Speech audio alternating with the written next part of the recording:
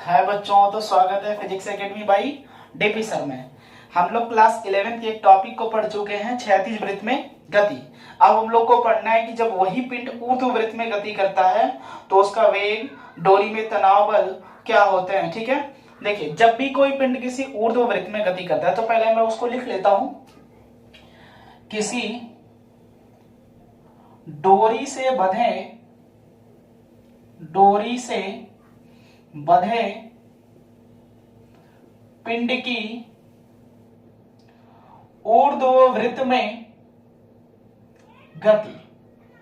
ठीक है, ऊर्ध्ववृत्त में गति। यदि कोई हमारे पास पिंड है, उसको डोरी से बांधे हुए हैं, डोरी से बांधकर किसी ऊर्ध्ववृत्त में उसको गति करा रहा है, तो उसमें क्या क्या चेंजिंग आती है, क्या क्या परिवर्तन आता है। तो जब भी कोई पिंड को डोरी से बांधकर ऊर्ध्ववृत्त में गति कराते, ऊर्ध्ववृत्त का मतलब इस तरह से गति कर रहा हो, और क्षैतिज वृत्त का मतलब ये इस तरह से गति कर रहा हो, तो ये क्षैतिज वृत्त हो गई। और यही यदि ऊपर नीचे घूमना शुरू कर दे तो ये कौन सी गति हो गई, ऊर्ध्व गति हो गई। ठीक है, तो जब किसी पिंड को डोरी से बांधकर ऊर्ध्ववृत्त में गति कराते हैं तो उसके हर एक बिंदु पर वेग और डोरी में तनाव बल परिवर्तन होते रहते हैं।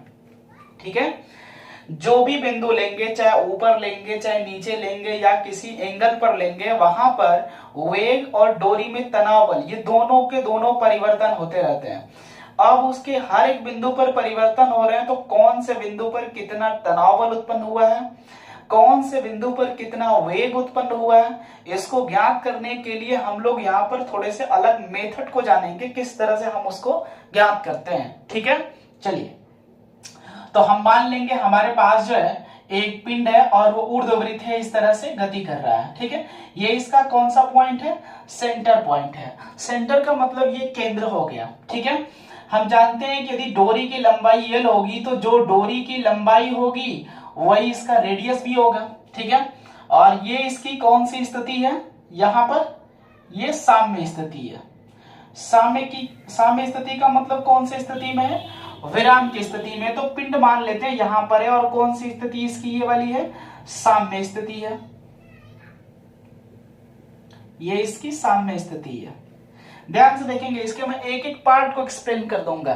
ठीक है, एक एक पार्ट की व्याख्या करेंगे, कौन सा एंगल कहां से होगा, कौन सा बल किधर लग रहा होगा, कौन सा तनाव बल उत्पन्न कितना होगा। ठीक है, कहां पर कितना वेग होगा, ये सारी चीजें बता देंगे। यहां पर देखिए, ठीक, ये इसका जो है ये क्षैतिज वाला डायरेक्शन है। क्षैतिज का मतलब ये 90 डिग्री एंगल पर है।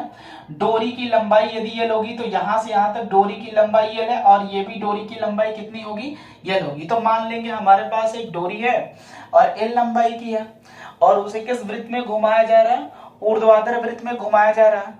ये इसकी कौन सी स्थिति है, साम्य स्थिति है। हम मान लेते हैं कि कुछ समय बाद ये पिंड जो इस वाले स्थिति में आ गया यहां पर।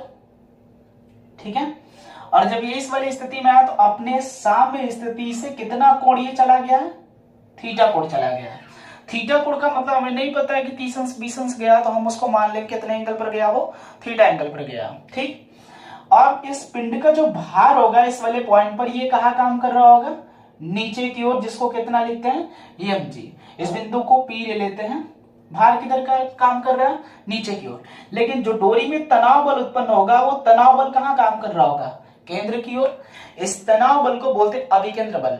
इसी अभिकेंद्र बल के कारण पिंड किस पथ पर गति कर रहा है, वो वृत्तीय पथ पर गति कर रहा है, जिसका डायरेक्शन कहाँ है, सेंटर की ओर है। ठीक है, अब इसमें थोड़ा सा ये देखेंगे कि भार जो एक सदिश राशि है, लेकिन आवश्यकता अनुसार भार को हम दो घटक में वियोजित करेंगे। ठीक है, इस वाले पॉइंट पर जो पिंड के वेग का डायरेक्शन है वो कहाँ है, ऊपर की ओर, जिसको किससे डिनोट करते हैं, v से डिनोट कर लिए। ठीक है, पिंड के भार को दो घटक में वियोजित करेंगे तो एक घटक हमारा क्षैतिज होगा और दूसरा घटक जो होगा हमारा ऊर्ध्वाधर होगा। ठीक है, तो ये हमारा ऊर्ध्वाधर और ये घटक कौन सा हो गया, क्षैतिज हो गया। दोनों घटक एक दूसरे के परपेंडिकुलर होने चाहिए, एक दूसरे के लंबवत होने चाहिए जब भी हम वियोजन का नियम करते हैं तब। ठीक है, चलिए साम्य स्थिति है तो देखो ये एंगल थीटा है तो ये भी एंगल कितने का हो जाएगा, थीटा का हो जाएगा। अब समस्या ये हो रही होगी कि जब ये एंगल थीटा है तो ये वाले जो है एंगल थीटा कैसे आप बता दिए। ध्यान से देखेंगे, इस वाले पॉइंट को हम जब यहां पर पिंड है तो इसको थोड़ा सा इस डॉट लाइन से मिला देते हैं और इसका कुछ ना कुछ हम नाम रख लेते हैं। ठीक है, इसका नाम ओ रख लेते हैं, यहाँ पर P रखे हुए, यहाँ पर A रख लेते हैं, ये वाला पॉइंट C रख लेते हैं, ये वाला पॉइंट हम B रख लेते हैं और इसका पॉइंट जो है D रख लेते हैं। ठीक है, चलिए तो इस वाले पॉइंट पर आया है, तो हम इसको थोड़ा सा ज्ञात करते हैं कि ये एंगल थीटा है तो ये भी एंगल थीटा कैसे हो गया। यहां पर मैं उसको एक्सप्लेन कर दे रहा हूं। एक हमारे पास ये पॉइंट है, ये इस तरह से डॉट लाइन है, फिर इसके बाद ये भी डॉट लाइन है, फिर ये लाइन सीधी गई है, यहां पर एंगल थीटा बना हुआ है। एक घटक हमारा इधर है, दूसरा घटक हमारा नीचे की ओर है, और ये घटक हम बोल रहे हैं कि एंगल थीटा है। ये कितने डिग्री का कोण है? 90 डिग्री का कोण है यहाँ पर। जब ये 90 डिग्री का कोण होगा यहाँ पर, तो ये वाला एंगल जो है 90 का है, ये थीटा का है, तो ये कितने का हो जाएगा? त्रिभुज के अंदर कितने अंश के कोण बनते हैं? 180 अंश के। तो 180 अंश का मतलब कि 180 प्लस थीटा, और प्लस उसको हम नहीं जानते हैं, एक मिनट, सबको जोड़ देंगे। सबको किसके बराबर करना है? 180, थीटा प्लस 90 प्लस x, हमें नहीं पता है, हम इसको इधर पक्षांतर कर लेंगे। तो 90 इधर आएगा तो माइनस में हो जाएगा, 180 से घट जाएगा, तो 90 minus theta is equal to कितना हो गया? तो ये वाला जो कोण है हमारा यहाँ पर, ये 90 माइनस थीटा हो गया। ठीक है, जब ये 90 माइनस थीटा हो गया तो ये देखेंगे कि पूरा पूरा एंगल जो ये वाला घटक बना हुआ है ये 90 डिग्री का है। जब ये 90 डिग्री का है तो इस एंगल को हमें ज्ञात करना है जिसको हमने मान रखा है y। ठीक है, x का तो मान हमें मिल गया, और ये लाइन एक रेखा है, इस रेखा पर कितने डिग्री का कोण बनता है? 180 अंश का।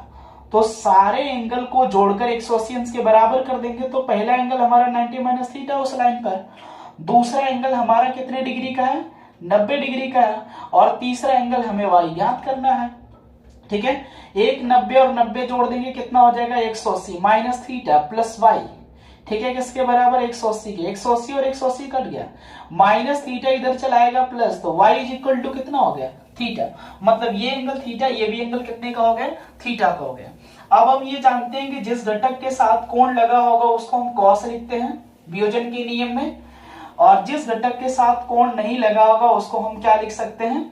साइन थीटा लिख सकते हैं। किसी को कोई दिक्कत नहीं ना? चलिए, डोरी में तनाव बल उत्पन्न हो रहा है T, और ये जो घटक है mg cos थीटा ये इधर की ओर कार्य कर रहे हैं। अगर ये ज्यादा होता तो पिंड इधर चला आता, मतलब कि जो है तनाव बल ज्यादा उत्पन्न हो रहा है, अभिकेंद्र बल अधिक लग रहा है। तो T का परिणामी, परिणामी का मतलब T में से mg cos थीटा को घटाएंगे, जितना परिणामी बल अधिक मिलेगा वो इस पिंड पर किधर लग रहा होगा? सेंटर की ओर, केंद्र की ओर, इसलिए उस बल को कौन सा बल बोलते हैं? अभिकेंद्र बल। तो हम लिख सकते हैं कहां पर? बिंदु P पर। P पर T minus mg cos theta किसके बराबर? अभिकेंद्र बल के। परिणामी बल किसके बराबर हो गया? अभिकेंद्र बल। ठीक है, T minus mg cos theta अभिकेंद्र बल। अभिकेंद्र बल बराबर mv स्क्वायर बटे में r। रेडियस यहाँ पर या तो r रख सकते हैं या तो l रख सकते हैं, तो हम मान लेते हैं कि डोरी की जो लंबाई है वही रेडियस है, तो इसको हम कितना रख लिए? l रख लिए। तो t, ठीक है, बराबर हम लिख सकते हैं यहाँ पर mv स्क्वायर बटा में l plus mg cos theta. ठीक है, इक्वेशन नंबर कितना हो गया हमारा? ये 1 हो गया।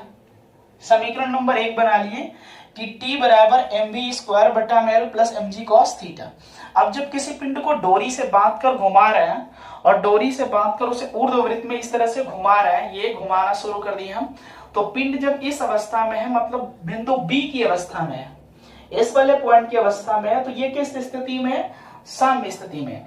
जब इसको घुमाना शुरू करेंगे तो जब ऊपर आएगा तो ऊपर वाले पर जो उच्चतम बिंदु आएगा, इस बिंदु पर डोरी में तनाव बल कितना हो जा रहा है? 0 हो जा रहा है। और जब इस वाले पॉइंट से घूमकर उच्चतम बिंदु पर आएगा तो कितने डिग्री कोण पर घुमा है? 180 डिग्री कोण घूम गया है। तो यहां से हम निकाल सकते हैं कि इस वाले पॉइंट पर इसकी वेलोसिटी क्या होगी? डोरी में तनाव बल इस पॉइंट पर कितना हो गया? 0 हो गया। तो वेलोसिटी ज्ञात कर लेंगे, इसका वेग क्या होगा इस सी वाले पॉइंट पर? तो लिख देते हैं बिंदु C पर। ठीक है, बिंदु C पर यदि हम ज्ञात करना चाहेंगे तो हम ये लिख सकते हैं कि थीटा बराबर कितना हो गया? 180 अंश, और डोरी में जो तनाव बल है उस पॉइंट पर 0 है। सिद्ध करेंगे इसको 0। क्यों 0 है इसको मैं दिखाऊंगा खुद। तो t बराबर लिख सकते हैं, या t के जगह पर हम 0 रख सकते हैं, यम भी स्क्वायर बटा में यल प्लस यम जी कॉस 180। कॉस 180 अंश का मान होता है -1, तो 0 बराबर यम भी स्क्वायर बटा में यल -1, तो ये माइनस यम जी हो जाएगा, क्योंकि कॉस 180 अंश का मान कितना होता है, -1। ठीक है, तो रखेंगे तो ये माइनस हो जाएगा, इसको इधर पक्षांतर कर देंगे तो यम जी बराबर यम भी स्क्वायर बटे में कितना हो गया, यल, यम से यम का हो गया कैंसिल हो गया, इधर बचा है जी बराबर भी स्क्वायर बटे में एल, गुणा कर देंगे तो जीएल बराबर कितना हो गया, वी स्क्वायर, दोनों पक्षों का रूट निकाल लेंगे तो भी बराबर कितना हो गया करड़ी में जीएल। ये उस बिंदु सी पर मतलब उच्चतम बिंदु पर, उच्चतम बिंदु पर पिंड का वेग है। ठीक है, और वो वेग भी बराबर करड़ी में कितना है, जीएल है। ठीक, उच्चतम बिंदु पर डोरी में जो तनाव बल था वो कितना हो गया था, 0 हो गया था। ठीक है, लेकिन मान लेते हैं कि यदि इस वाले पॉइंट पर हमें वेग पूछ दे, जिसको एंगल ही नहीं पता हमें, तो इसको हम कैसे ज्ञात करेंगे, इसके और भी इधर इधर पॉइंट आएंगे, ये सारे इधर भी बिंदु होंगे, वहां पर ज्ञात करना होगा तो किस सूत्र से ज्ञात करेंगे, तो उसको भी देख लेंगे। इसको स्क्रीनशॉट लेकर एक जगह आप नोट कर लीजिएगा इसको। ठीक है, आगे हम इसमें चलते हैं। ठीक है, चलिए इधर हम इसको मिटा देते हैं, अब इसकी जरूरत नहीं होगी, समझ में आ गया होगा ये।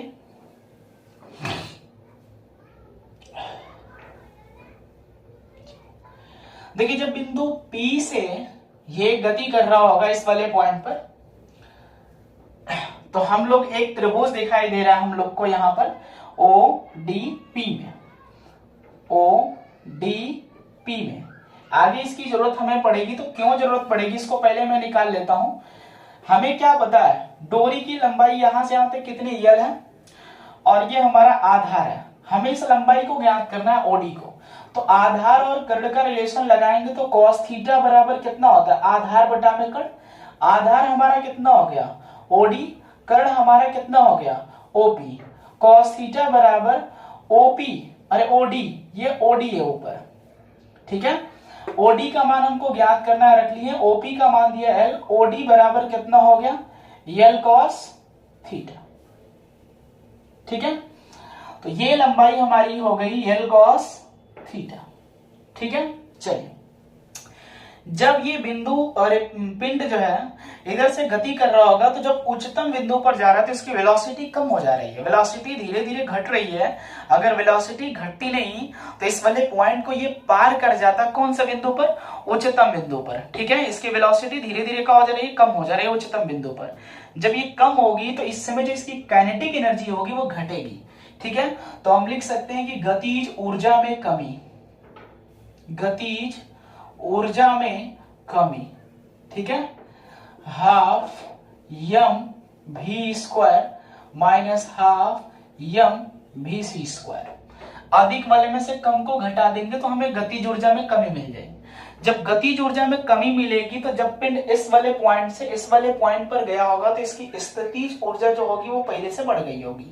ठीक है, मतलब पहले लंबाई L थी, अब L cos थीटा हो गया तो ऊंचाई ज्यादा हो गई। ठीक है, ऊंचाई ज्यादा होने से इसकी स्थितिज ऊर्जा जो होगी वो बढ़ जाएगी, मतलब स्थितिज ऊर्जा में क्या हो रही है, यहाँ पर वृद्धि हो रही है। एक में कमी तो दूसरे में वृद्धि हो रही है। स्थितिज ऊर्जा में वृद्धि, यम जी, ठीक है, यल प्लस यम जी यल कॉस थीटा, दोनों में कॉमन क्या है एम जी। ठीक है, यल प्लस यल कॉस थीटा, ऊर्जा में वृद्धि हो गई।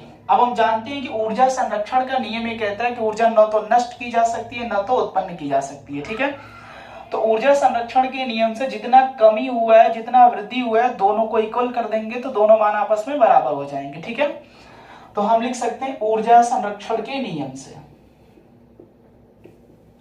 ऊर्जा संरक्षण के नियम से, ऊर्जा संरक्षण का नियम 1/2 यम भी square minus 1/2 M B C square बराबर यम जी कोष्टक में l plus l cos theta. ठीक है, इन दोनों में कॉमन 1/2 यम है तो बाहर निकाल लेंगे, v square minus v c square बराबर यम जी कोष्टक में l plus l cos theta. अब बस इसको हमें कैलकुलेशन करना है, यम से यम कट हो गया। ठीक है, ये 2 बचा है, 2 का उधर गुणा कर देंगे तो v square minus v c square बराबर 2g। ठीक है, और कोष्टक में l plus l cos theta. ठीक है, मिटा देते हैं इधर और सॉल्यूशन करते हैं इसको। अब चलिए, VC का मान हम लोग ज्ञात किए हैं करड़ी में GL, अभी जो है वहां पर हम ज्ञात किए थे, तो V स्क्वायर माइनस इसको लिख सकते हैं करड़ी में GL का होल स्क्वायर बराबर इधर हो गया 2GL plus 2GL cos theta. इधर इसका गुणा कर देंगे तो ये कितना हो जाएगा, अरे वर्ग कर देंगे तो GL हो जाएगा, GL इधर माइनस में उधर कर देंगे कि किस में हो जाएगा, प्लस में, तो GL 2 को पहले से एक को GL जाएगा तो कितना GL 3GL plus 2GL cos theta. B square बराबर इसमें से कॉमन जो मिल रहा है उसको बाहर निकाल देंगे, जो नहीं कॉमन मिल रहा है उसको अंदर रखेंगे, GL 3 प्लस 2 कॉस थीटा। ठीक है, हमें सिर्फ एक भी का मान चाहिए तो दोनों पक्षों में वर्गमूल निकाल लेंगे, तो भी बराबर करड़ी में GL कोष्टक में 3 प्लस 2 कॉस थीटा। ठीक है, इस सूत्र की सहायता से किसी भी बिंदु पर कोई पॉइंट हो उस बिंदु पर पिंड के वेग हम ज्ञात कर सकते हैं। ठीक है, अभी हम तुमको बताएं कि सी वाले पॉइंट पर पिंड का वेग कितना होगा, करड़ी में GL होगा, उसको निकाल कर दिखाएंगे। इस सूत्र से उतना ही आएगा, कोई अंतर नहीं आएगा। इस सी पर चलेंगे तो थीटा का मान कितना हो गया 180 डिग्री, तो भी बराबर करड़ी में GL 3 प्लस 2 कॉस 180, और कॉस 180 का मान कितना होता है माइनस में 1, तो GL 3 माइनस 2 हो गया, करड़ी में घटा देंगे तो 1 का गुणा GL में करेंगे कितना हो गया, तो सी वाले पॉइंट पर पिंड का वेग वही है जो हम पहले निकाले थे। ठीक है, चलिए इसके बाद हम लोग जो वेग या किसी भी पॉइंट पर निकाल सकते हैं, यहां पर निकालेंगे तो कोड पता होना चाहिए, इस वाले पॉइंट पर निकालेंगे तो भी कोड पता होना चाहिए, इधर निकालेंगे तो भी कोड पता होना चाहिए, यहां ज्ञात करेंगे तो भी। एंगल पता है तो हम आसानी से उस बिंदु पर पिंड के वेग को बता सकते हैं। ठीक है, चलिए आगे अगला हम लोग को ये पढ़ना है यहां पर। ठीक है, कि जब हमें वेग को ज्ञात कर ले रहे हैं तो डोरी में जो तनाव बल उत्पन्न हो रहा है उसको हम कैसे ज्ञात करेंगे कि इस वाले पॉइंट पर तनाव बल कितना हुआ था, इस वाले पॉइंट पर तनाव बल कितना हुआ था, यहां पर तनाव बल कितना हमारा रहा होगा। ठीक है, तो इसको हम ज्ञात करेंगे, तो इसको आप एक जगह जो स्क्रीनशॉट लेकर लिख लीजिएगा, मैं इधर मिटा रहा हूं। डोरी में कौन से बल निकालने हैं, तनाव बल।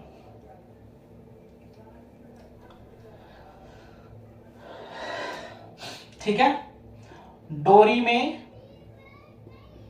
तनाव बल, तो डोरी में जब तनाव बल निकालेंगे तो अभी हम लोग फार्मूला पढ़े हैं, T बराबर एम बी स्क्वायर बटे में L plus m g cos theta.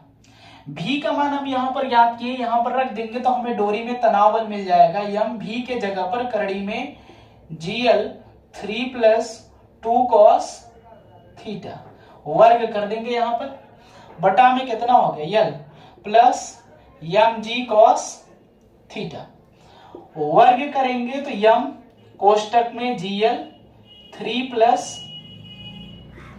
2 cos theta, बटा में कितना हो गया L plus m g cos theta.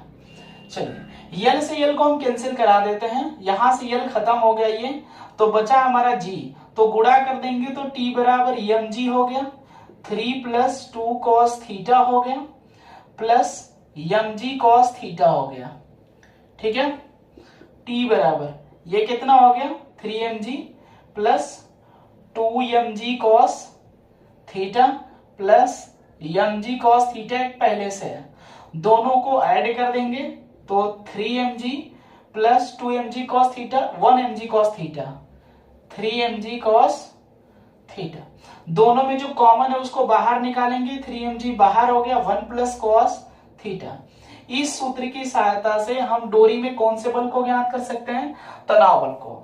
अभी हम तुमको बताएं कि जब पिंड उच्चतम बिंदु पर पहुंचता है तो डोरी में तनाव बल का मान कितना होता है, 0 होता है। ठीक है, तो डोरी में तनाव बल का मान शून्य का उच्चतम बिंदु पर थीटा का मान कितना होगा 180 अंश। तो T बराबर 3mg 1 प्लस कॉस 180 और कॉस 180 अंश का मान सभी लोग जानते हैं कितना होता है -1 और +1 इज इक्वल टू 0 और 0 का गुणा 3mg में कर देंगे, कुल मिलाकर मान कितना मिल जाएगा 0। तो पिंड का जो उच्चतम बिंदु पर डोरी में तनाव बल मिलेगा वो कितना मिलेगा 0 मिलेगा। ठीक है, तो दो चीजें तो प्रूव कर ली है, और भी पॉइंट हम चाहेंगे तो ज्ञात कर सकते हैं इस सूत्र से।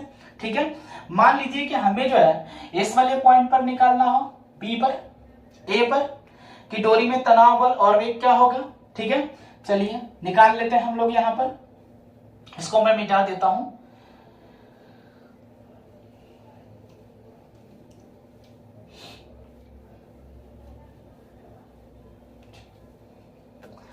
वेग ज्ञात करने के लिए मैंने फार्मूला अभी लिखा हुआ है GL 3 + 2 cos थीटा, और तनाव बल ज्ञात करने के लिए 3mg कोष्टक में 1 + cos थीटा।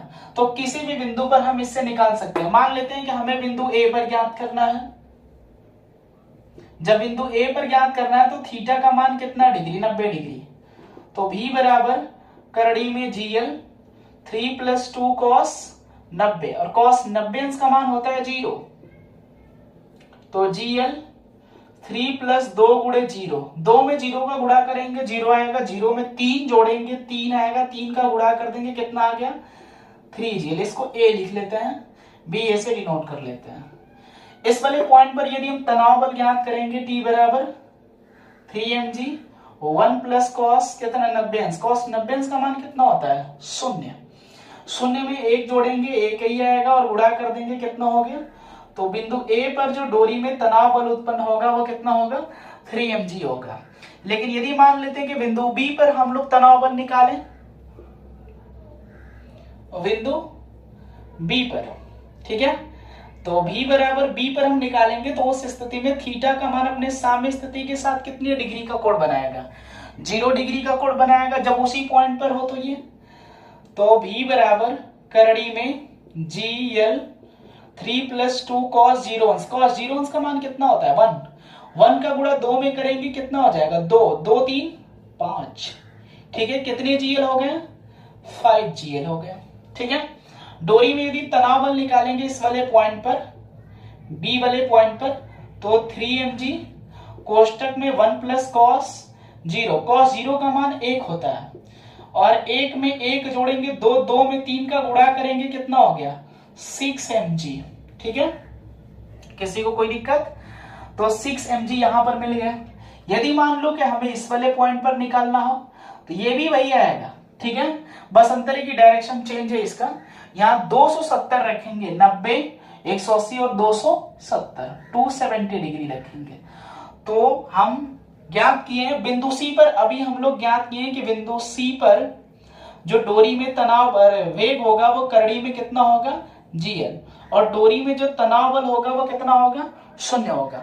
तो सबसे अधिक जो है तनाव बल कहाँ मिला है B वाले पर, सबसे कम तनाव बल कहाँ मिला है उच्चतम बिंदु पर। तो उच्चतम बिंदु पर डोरी में तनाव बल 0 होता है, निम्नतम बिंदु पर डोरी में तनाव बल अधिकतम होता है।